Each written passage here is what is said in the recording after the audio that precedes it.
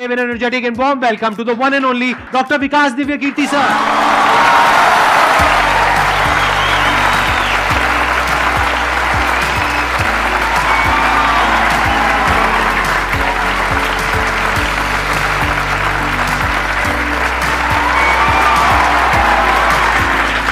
बैठिए।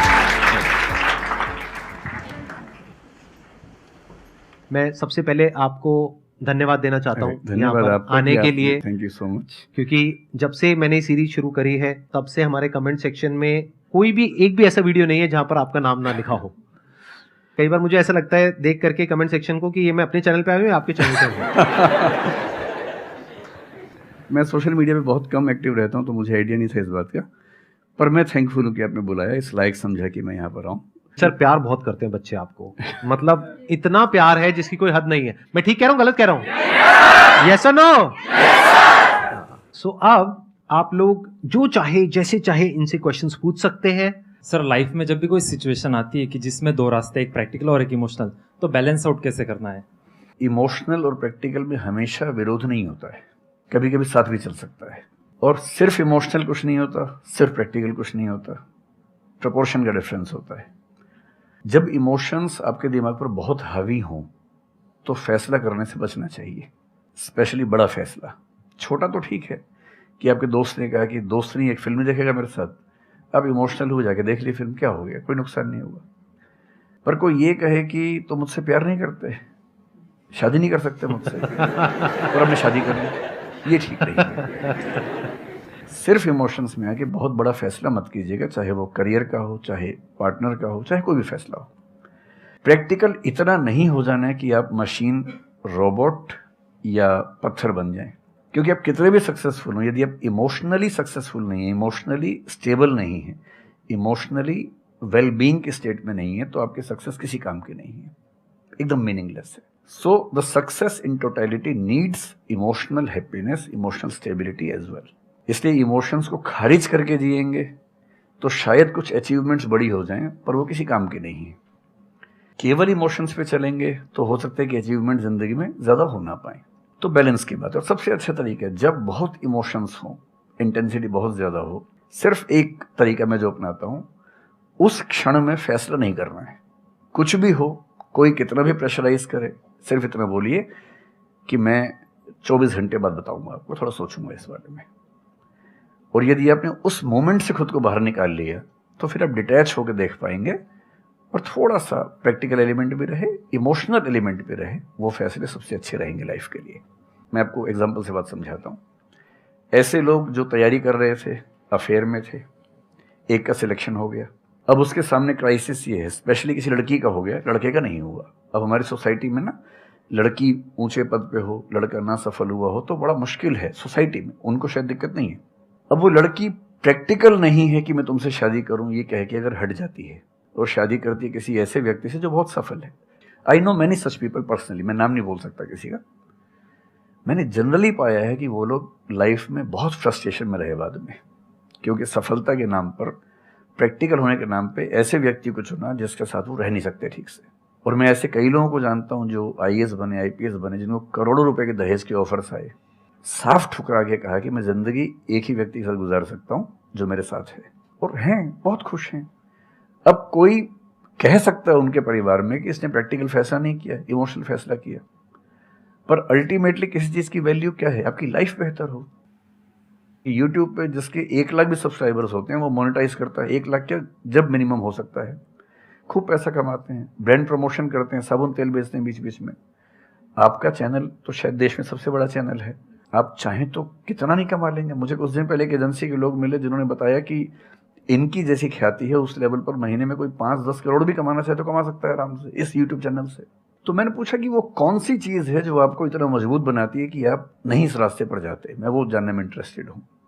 तो 10 मिनट की बात के बाद मैं समझ में आ गया, क्योंकि अल्टीमेटली अगर मैं अपनी वैल्यू के खिलाफ चला गया तो खुश कैसे हो जाऊंगा? पैसा मुझे कैसे खुशी देगा जब मैं ही नहीं रहा, तो खुशी किस बात की?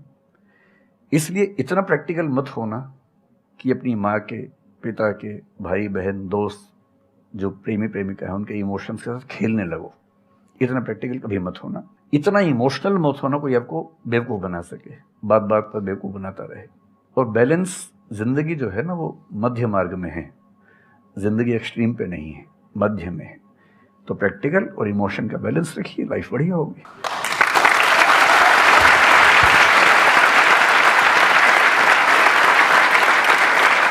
आपने सर इतने अच्छे से एक्सप्लेन किया, मेरे पास में कुछ है ही नहीं बोलने के लिए।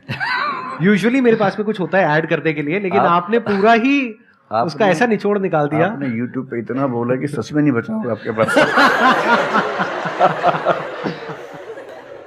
6-7 साल पहले की बात है, मेरी एक स्टूडेंट थी जो सुसाइडल टेंडेंसी की शिकार थी उस समय। उसके घर में कुछ ऐसी ट्रेजेडी, उसकी मदर की डेथ हुई थी, और एक ऐसी ट्रेजेडी जो बहुत ही रेयर किस्म की ट्रेजेडी है, जो शेयर करना ठीक नहीं है यहाँ। तो वो मेरे पास आई और मुझे लगा कि आज मैं पहली बार किसी ऐसे व्यक्ति से बात करूं जो डिप्रेशन में है और सुसाइड कर सकता है अगले 1-2 दिन के अंदर अंदर।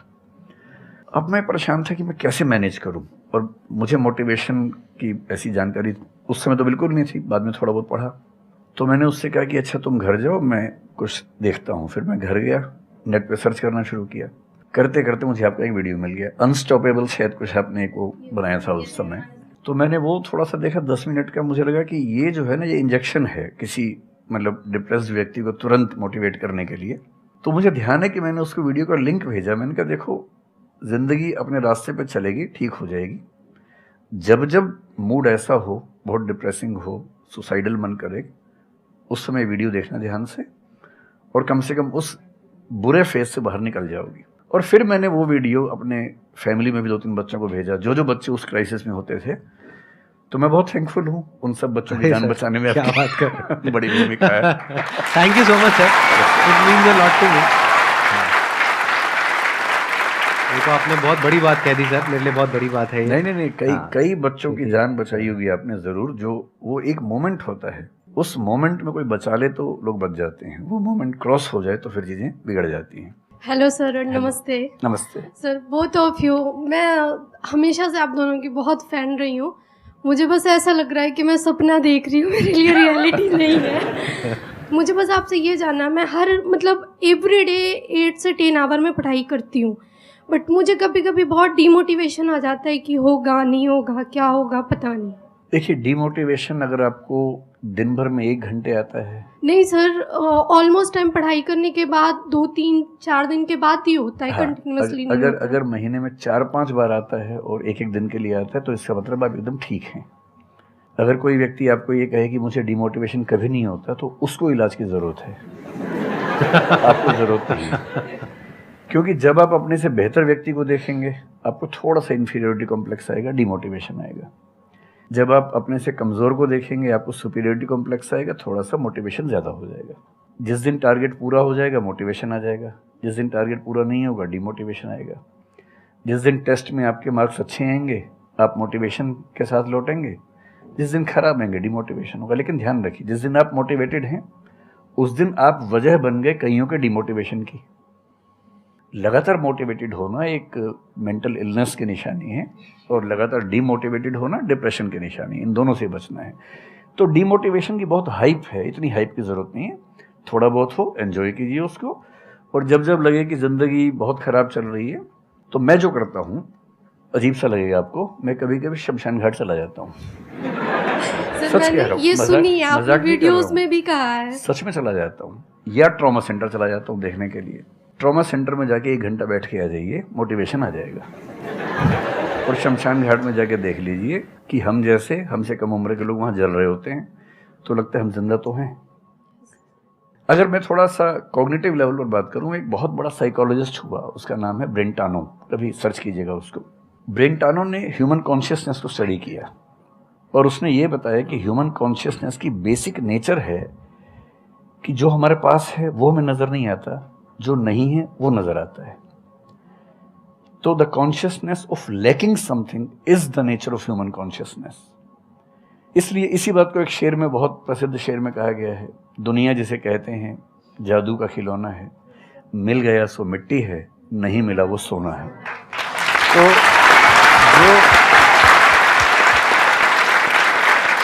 तो जो आपको नहीं मिलेगा ना, हमेशा बड़ा होकर दिखेगा, जो मिलेगा छोटा हो जाएगा।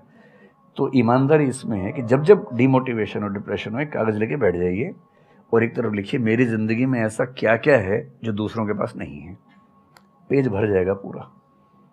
तो जो है उस पर ध्यान दीजिए और एंजॉय कीजिए। मेरा क्वेश्चन है कि आजकल बहुत लोग बोलते हैं कि एजुकेशन सिस्टम हमारा पुराना हो गया है और बहुत लोग बोलते हैं कि इसे चेंज करना चाहिए और ये सारी चीज़ें बहुत पुरानी हो रही है जो हम अभी करंटली पढ़ रहे हैं। तो इस पे आपका ओपिनियन क्या है? एजुकेशन सिस्टम में तो बहुत मेजर चेंजेस की ज़रूरत है और ये बात भारत सरकार ने एक्सेप्ट भी की है, नई पॉलिसी भी लेके आए हैं। मतलब मुझे लगता है कि कई लेवल्स पे देखना है। सबसे पहले तो ये डिफाइन करना ज़रूरी है कि एजुकेशन का पर्पज़ है क्या। क्या पर्पज़ केवल नौकरी लेना है, एक जॉब मिल जाए, वही पर्पज़ है? मैं उससे एग्री नहीं करता हूँ। मेरी राय में एजुकेशन का बेसिक पर्पज़ है कि एक होमो सेपियंस एक इंसान बन जाए, सोचना आ जाए, उसको समझना आ जाए। कोई राजनेता या धर्मगुरु उसको गधा ना बना सके, बेवकूफ़ ना बना सके। उसे इतनी समझ हो कि वो चीज़ों को फैक्चुअली ऑब्जेक्टिवली समझ सके, तर्क कर सके, बहस कर सके और अगर तर्क और बहस में सामने के तर्क ठीक हैं तो उनको एक्सेप्ट भी कर सके, इतना विनम्र भी रहे। बेसिकली पर्सनैलिटी ग्रूमिंग का प्रोसेस एजुकेशन है, वो केवल नौकरी का मामला नहीं है। पहली गलती तब होती है जब हम उसको केवल नौकरी का मामला मान लेते हैं। मतलब नौकरी ज़रूरी है, ऐसा नहीं कि ज़रूरी नहीं है, लेकिन वो सिर्फ वो उसका पर्पज़ नहीं होना चाहिए। सेकेंडली कई ऐसी चीज़ें, जैसे अगर बहुत विस्तार में तो मेरी जा सकते हैं, जैसे एक बहुत छोटी बात है सेक्स एजुकेशन हमारी सोसाइटी में। ये इतनी ज़रूरी चीज़ है। स्कूल में जो एडोलेसेंस की एज के लोग हैं, 12, 13, 14 की एज के लोग हैं, उनको वो सब चीज़ें बताएं ताकि गलत सोर्सेज से इन्फॉर्मेशन ना मिले, कोई गलती ना कर बैठें। हेल्थ एजुकेशन के रूप में हो, उनको सारी चीज़ें पता हों, ठीक हाथों से पता हो, ठीक तरीके से पता हो। फिर मेरा ख्याल है कि जैसे IITs में अब तो होने लगा है, पहले क्या था कि हम टेक्नोलॉजी सेंट्रिक एजुकेशन पर ज़्यादा फोकस करते थे कि आपने मशीन को समझ लिया, तकनीक को समझ लिया, हो गया, इंसान को नहीं समझा। टेक्नोलॉजी पढ़ने वाले लोग समाज और इंसान से एकदम कटे हुए थे। अब तो ह्यूमैनिटीज़ के कुछ सब्जेक्ट्स पढ़ाने की परंपरा शुरू हो गई है। एक होलिस्टिक एजुकेशन हो। ह्यूमैनिटीज़ वाला बच्चा केवल हिस्ट्री, पॉलिटिकल साइंस, सोशियोलॉजी पढ़ता है, उसको कोडिंग का सी भी नहीं आता, टेक्नोलॉजी बिल्कुल नहीं आती उसको MS एक्सेल भी नहीं पता क्या होता है। टेक्नोलॉजी वाला सिर्फ टेक्नोलॉजी पढ़ता है, वो ह्यूमन ब्रेन को नहीं पढ़ना चाह रहा, सोसाइटी को नहीं पढ़ना चाह रहा। क्यों नहीं एक ऐसी शिक्षा हो जिसमें एक इंटीग्रेटेड अप्रोच हो, होलिस्टिक अप्रोच हो, कि हम खुद तय कर सके कि किस किस एरिया में हमें ज़्यादा जाना है और एक बेसिक अंडरस्टैंडिंग हर चीज़ की हो। तो बेसिक 3 फार्मूले माने जाते हैं। एक यूनिवर्सलाइजेशन ऑफ प्राइमरी एजुकेशन है कि 10वीं क्लास तक की शिक्षा हर बच्चे को मिले, ठीक से मिले। वोकेशनलाइजेशन ऑफ सेकेंडरी एजुकेशन, यानी 11वीं 12वीं की पढ़ाई का पर्पज़ है कि बच्चा ये समझ पाए कि उसको ज़िंदगी में आगे कहाँ जाना है। और फिर जो हायर एजुकेशन है वो सबको करने की ज़रूरत नहीं होनी चाहिए, वो शौक पूरा करने के लिए नहीं है, वो शादी का वेटिंग रूम नहीं है, वो उसके लिए है जिसको सच में आगे पढ़ना है। वो उतना पढ़े, सब्जेक्ट चूज़ करे और फिर उसमें गहराई से रिसर्च करे ताकि डेवलपमेंट के रास्ते पर अब बढ़ें। हम एजुकेशन के मामले में बहुत बुरी स्थिति में हैं। मैं तो जिस उम्र में हूँ, मेरा अब तो पर्पज़ भी ये बन गया है कि अब मैं उसी पे कुछ काम करूं। एक यूनिवर्सिटी शुरू करने की योजना मेरे मन में है, इनसे मैंने शेयर भी किया था। और मैं जिस तरह का विश्वविद्यालय सोचता हूं, वो नौकरी देने के पीछे पागल नहीं होगा, वो होमो सेपियंस को कायदे का इंसान बनाने की कोशिश करेगा। नौकरी तो उसका एक पार्ट है।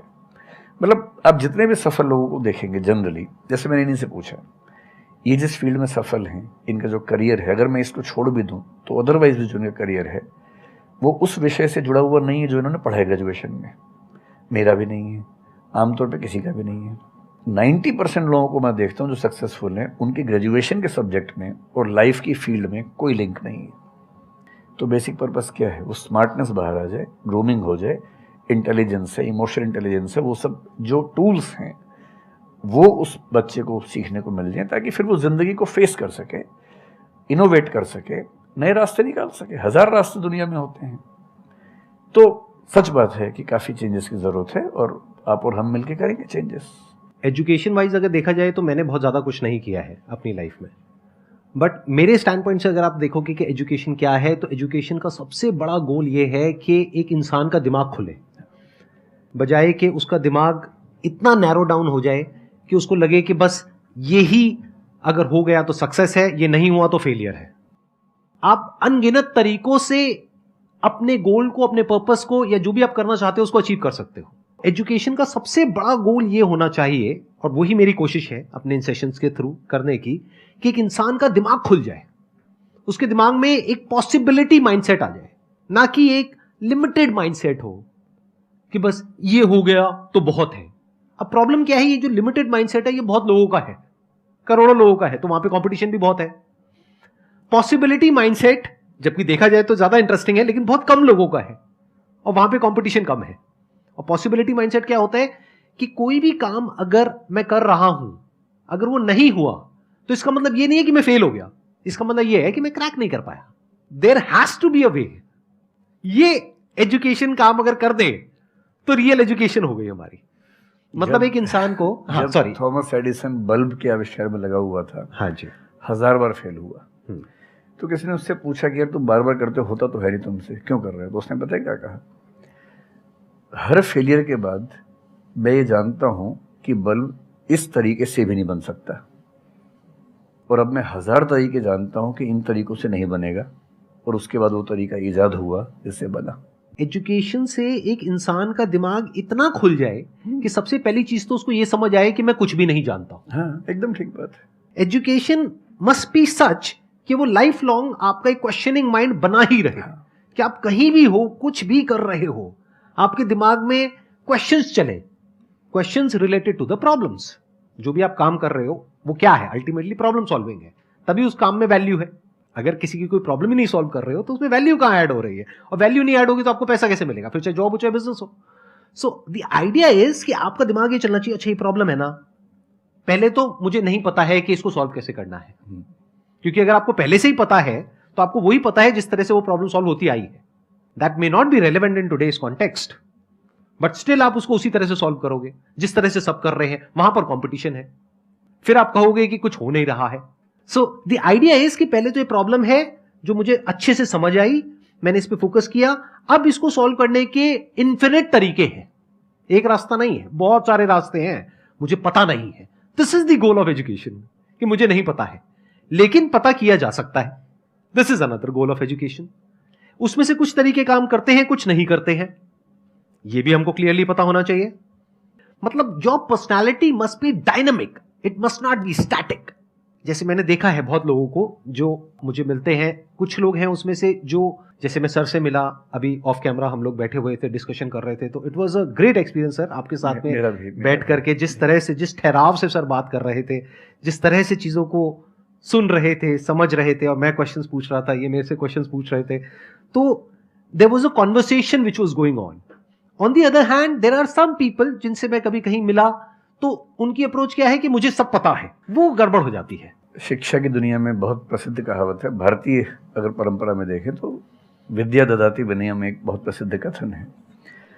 अगर कोई पढ़ा लिखा आदमी अपने ज्ञान की वजह से अहंकार करे तो मान लीजिए कि वो पढ़ा लिखा नहीं है, पढ़ाई उसके दिमाग पर हावी हो गई है, अभी उसको अंदाजा नहीं है कि कुल संसार के ज्ञान में उसकी हिस्सेदारी डेसिमल में भी नहीं है। और जिसको ये पता है कि मेरा ज्ञान बहुत करना, वो विनम्र ही रहेगा। और इसलिए जो बड़े प्रोफेसर्स हैं, अगर आप कभी सुनेंगे, मैं जानता हूँ, मैं यूनिवर्सिटी में जब पढ़ता था, सबसे बड़े प्रोफेसर क्या बोलते थे कि मैं इस विषय का विद्यार्थी हूँ, कभी नहीं बोलते थे कि मैं प्रोफेसर हूँ। इतना साहस किसी में कैसे कि मैं प्रोफेसर हूँ? अरे आप जिंदगी भर स्टूडेंट बने रहेंगे तो ही काफ़ी है, उससे बड़ी बात तो सोचने भी नहीं चाहिए। बहुत बड़ी बात है।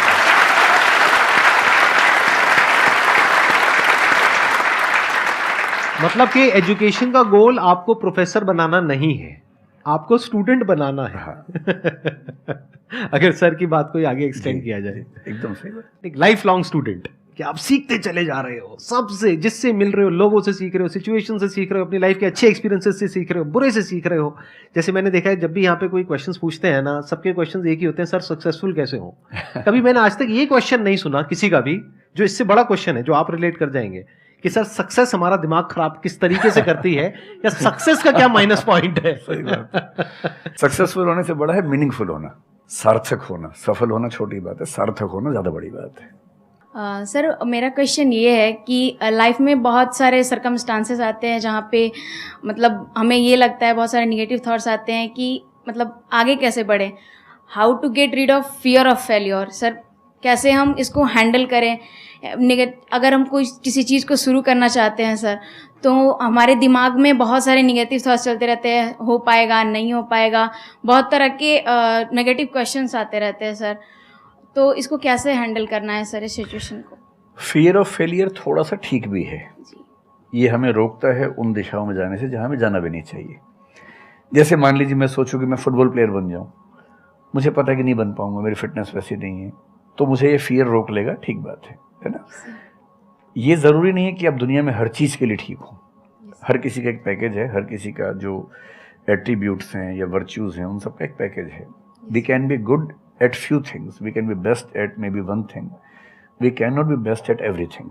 तो ये बहुत ज़रूरी है कि अपने एप्टीट्यूड को देख के हम सिलेक्शन करें कि हमें कहाँ जाना चाहिए।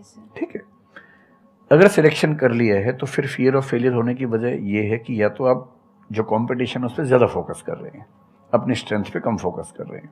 मेरे ख्याल से स्ट्रेंथ पे फोकस करना, कुछ अच्छे लोगों की कंपनी में रहना जो थोड़ा सा मोटिवेट करते हों, अच्छे दोस्त हों, लगातार मनहूस टाइप की बात ना करते हों, ऐसे लोगों के साथ रहना, कुछ रिक्रिएशनल एक्टिविटीज़ उससे बाहर निकल के थोड़ा खेलना कूदना, मतलब फिजिकली फिट रहना, वो सब रहेगा तो हार्मोन्स जो हमारे दिमाग में आते हैं उससे, फिजिकल एक्टिविटी से, जो एंडोर्फिन्स वगैरह हैं, हैप्पी हार्मोन्स है, डोपामाइन वगैरह है, वो रिलीज होते रहें तो हम वैसे भी बहुत फियर से बचे रहते हैं। और अंत में मेरा तरीका ये है कि अगर मैं कुछ नहीं करूँगा तो फेल होना तय है, करूँगा तो चांस है कि फेल होऊंगा या पास हो जाऊँगा, तो नहीं करने में तो तय है कि फेल हो गया, तो क्यों ना एक बार चांस ले लेते हैं। और एक जगह फेल होऊंगा तो तय मान के चलिए कि दूसरी जगह मेरे फेल होने के चांस कम होगा, क्योंकि मुझे एक एक्सपीरियंस है प्रयास करने का और फेल होने का, और वो एक्सपीरियंस किसी ना किसी क्वांटिटी में हर फील्ड में काम आता है, मैच्योरिटी आपके अंदर आती है। और मैं एक शेर अक्सर यूज़ करता हूँ, बहुत बहुत प्रिय शेर मुझे है, और मुझे सच में लगता है कि ज़िंदगी को जीना बहुत आसान काम है, मुश्किल काम नहीं है। असली बात है कि आप प्रयोग करें, कोशिश करें, और हार जाएं तो दूसरी कोशिश करें। और मैं इसीलिए एक लाइन हमेशा बोलता हूँ, क्यों डरे ज़िंदगी में क्या होगा, कुछ ना होगा तो तजुर्बा होगा।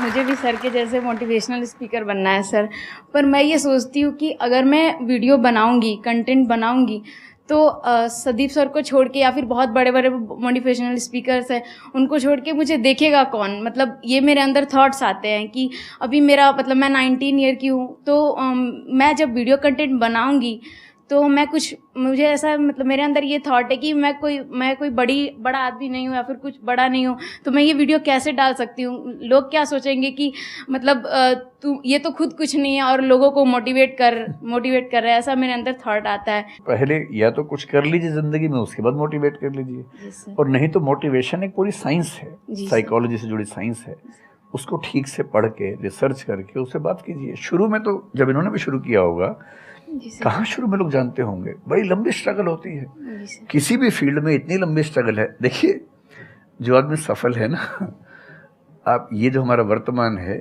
ये ऐसे ही नहीं बन गया है। हर सफल आदमी का एक बहुत लंबा अतीत होता है जिस पर नज़र किसी की नहीं होती है।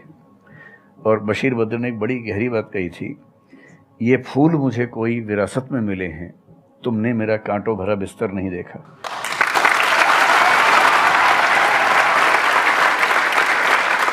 कितने साल तक ये लहूलुहान हुए होंगे, रोज छिला होगा शरीर, तब जाके लोगों ने पहचानना शुरू किया होगा। लगातार काम करने से, जिसको कंसिस्टेंसी कहते हैं, परसिवरेंस कहते हैं, बात बनती है, आपकी भी बनेगी। मैं तो कई ऐसे लोगों को जानता हूँ जिन्होंने एकदम स्क्रैच से शुरू किया और उसके बाद वो टॉप पे पहुंचे। आपने अपने क्वेश्चन में दो बातें टच करी, एक कि आपको मोटिवेशनल स्पीकर बनना है, एक है कि फियर ऑफ फेलियर है। एक तो ये फियर ऑफ फेलियर को हटाइए अगर आपको मोटिवेशनल स्पीकर बनना है, तो अपने माइंडसेट को रखिए एक्सपेरिमेंटल माइंडसेट। आप ये समझिए life is like an experiment. एक साइंटिस्ट का माइंड कैसा होता है, वो ये थोड़ी ना सोचता है कि मैंने ये एक्सपेरिमेंट किया, ये फेल हो गया तो क्या होगा। उसको पता है failure is the part of success. जब तक 20-30 बार, 50 बार, 100 बार कोई एक्सपेरिमेंट फेल नहीं हुआ, इसका मतलब वो कुछ नया ट्राई नहीं कर रहा, इसका मतलब वो तो रिपीट कर रहा है। जैसे स्कूल में बच्चे करते हैं लेबोरेटरी में कि बुक में देखा बस उसको कॉपी किया, तो दोनों में फर्क हो गया ना। एक है कुछ नया डिस्कवर करना, कुछ नया क्रिएट करना, एक है जो क्रिएट हो चुका है उसको रिपीट करना। तो you are talking about becoming a motivational speaker. तो अगर आप मेरे जैसे बनेंगे तो कोई क्यों देखेगा आपको? आपको तो अपने जैसा बनना पड़ेगा ना। तो अब उसमें क्या करना पड़ेगा? अब आपको क्या पता कि आपके अंदर ऐसा क्या है जिसको लोग देखना चाहें? उसके लिए तो एक्सपेरिमेंट करना पड़ेगा, ट्राई करना पड़ेगा। एक तरह से आप वीडियो बना के डालोगे, कोई नहीं देखेगा। दूसरी तरह से बना के डालोगे, कोई नहीं देखेगा। फिर तीसरी तरह से, फिर चौथी तरह से। हो सकता है 6 महीने बाद, 1 साल बाद, 2 साल बाद जा करके कहीं थोड़ा सा कुछ ऐसा क्लिक हो जाए जो हो सकता है आपको लग रहा था कि शायद ये नहीं होगा और वो क्लिक हो जाए। बट ये सब होता उसी के साथ में जो कुछ कर रहा होता है, जो कुछ ट्राई करता है। जैसे ट्राई करोगे तो हो सकता है हो जाए, नहीं करोगे तो पक्का है नहीं होगा, जैसा भी सर ने थोड़ी देर पहले कहा था।